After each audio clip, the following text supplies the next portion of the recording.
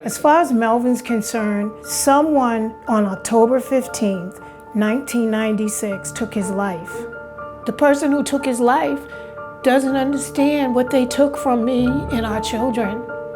I want to know what happened that night.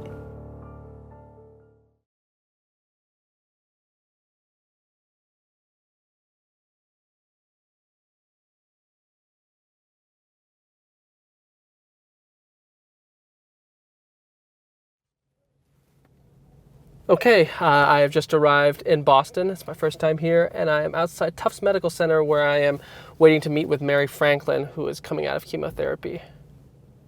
Oh, that's her. Hello, Ms. Franklin. Hi, Thank you. how are you? I'm very well. Thank you so much for taking the time to meet with me for this project. So where did you want to go first today? I'd like to go to the location where Melvin was murdered and the home that we owned during that time.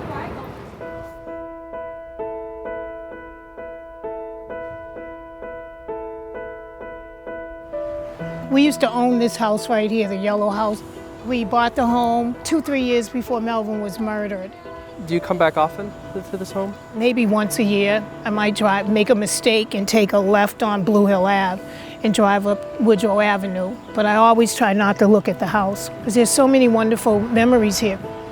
And it makes me a little angry only because coming back on Woodrow Avenue and seeing these two new houses built up, it's like life goes on, you know? Melvin was killed on the street and it's like life still goes on. And not that the world has to stop because he was murdered, but in my eyes, it's so painful, you know, and it's like people have forgotten him. He was a homeowner, he was a minister, he was a provider. He was a great person. And I miss him so much.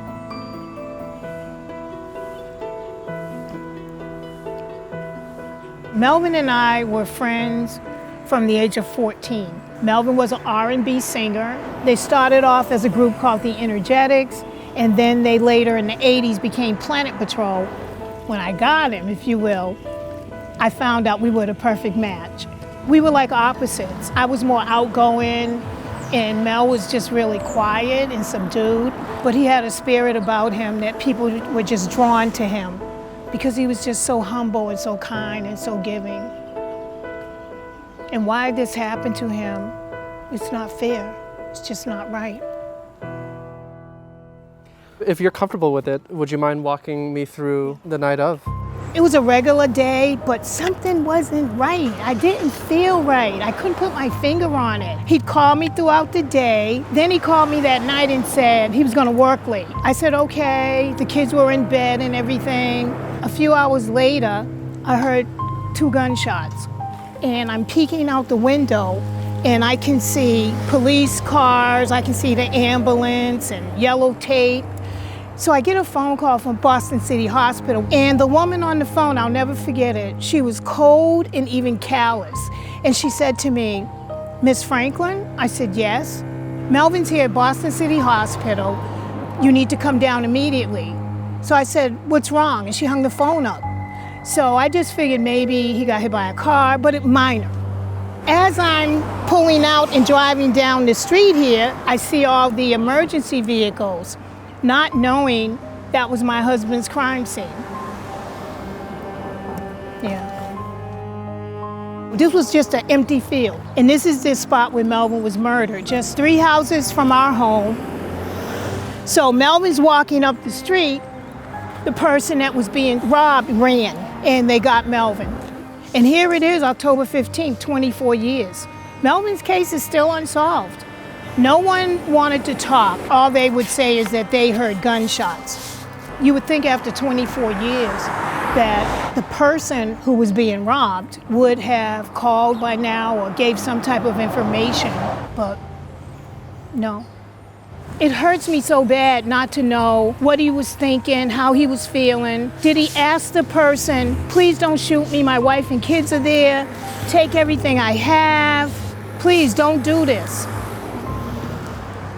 And to this day, that still haunts me.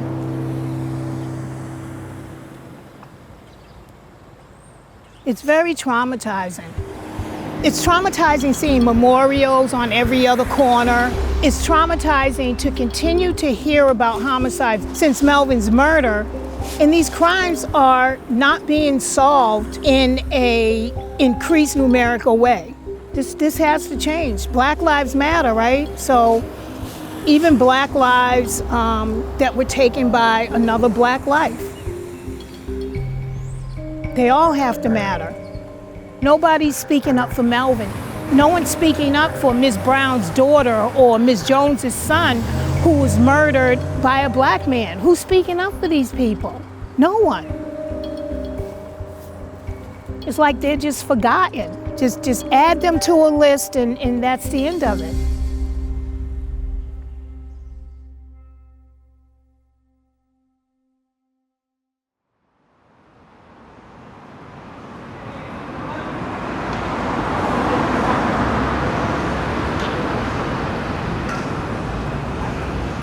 Mrs. Franklin, over here.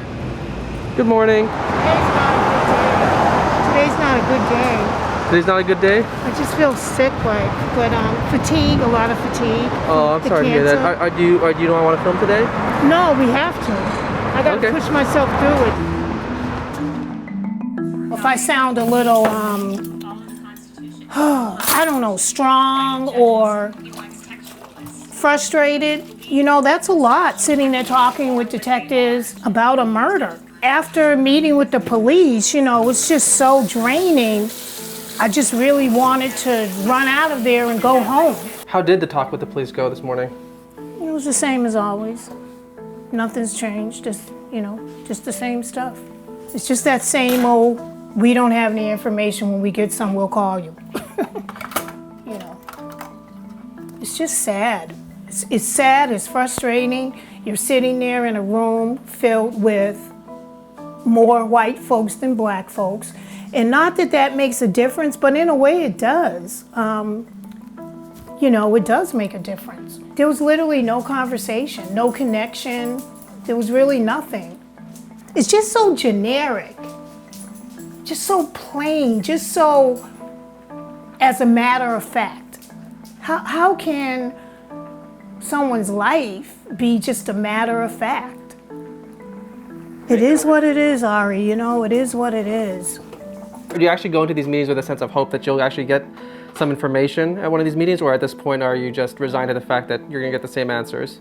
I do the meetings, the annual meeting, because it's the right thing to do. That's really why I do it.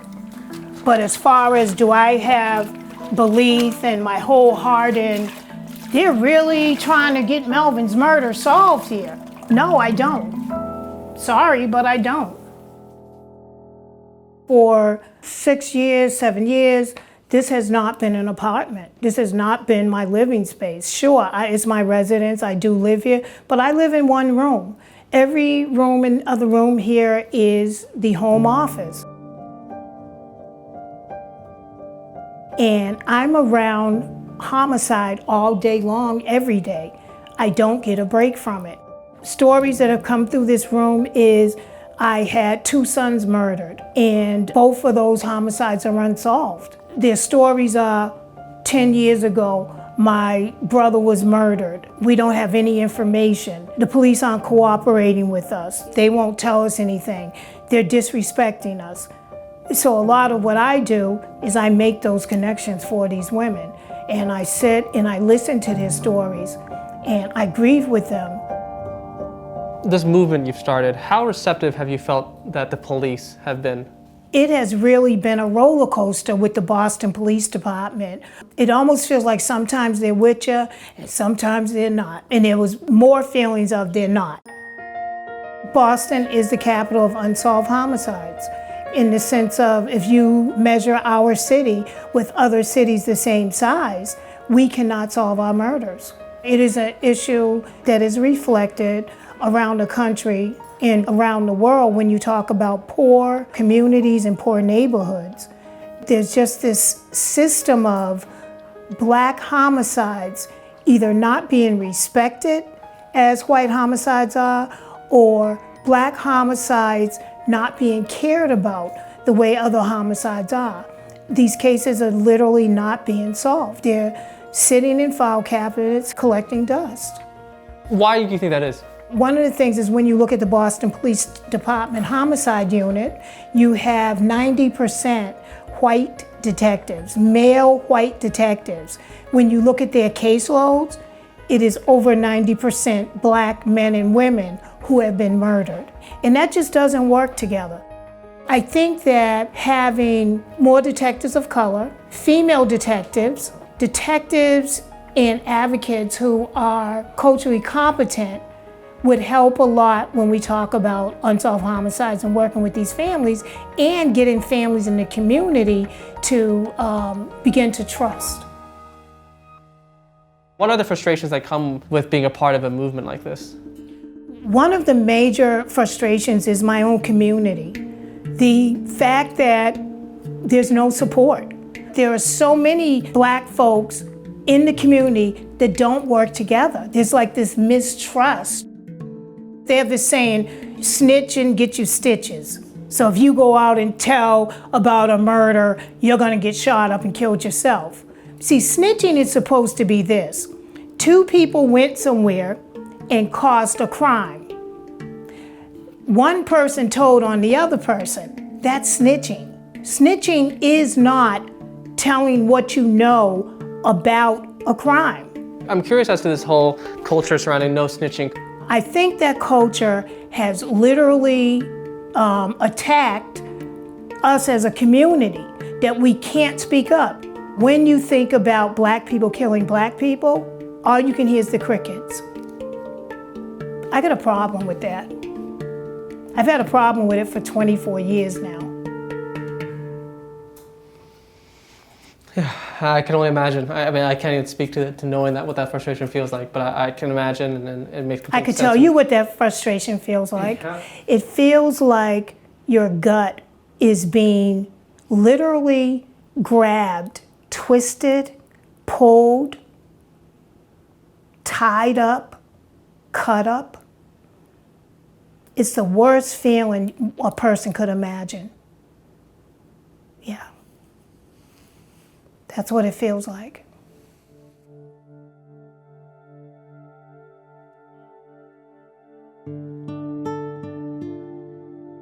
It's hard. I'm 24 years into this. Another woman could be 2 years. I still hurt sometimes like the woman who is 2 years into this, because it's your whole being. It's from the bottom of your feet to the top of your head. The pain. You would think after 24 years, you don't get emotional as you used to, but I find that part doesn't go away. There's not one day I don't think about Melvin, not one day. And it's like, he didn't deserve it. Not that anyone does, but he really didn't deserve it. He was a good person.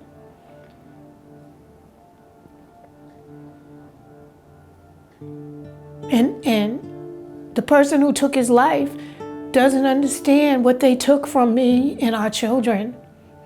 It's like I went from being in love, having a perfect family, a home that was full of love, into a one-bedroom, low-income apartment by myself. And somebody created that for me. That's nothing I wanted. Someone had the audacity to just come in and change my whole life. And I had to accept it for 24 years. And then it's like I tell these women, we gotta wake up and come together because we don't have to accept it. But I also think about soon I'll see him again in heaven, you know?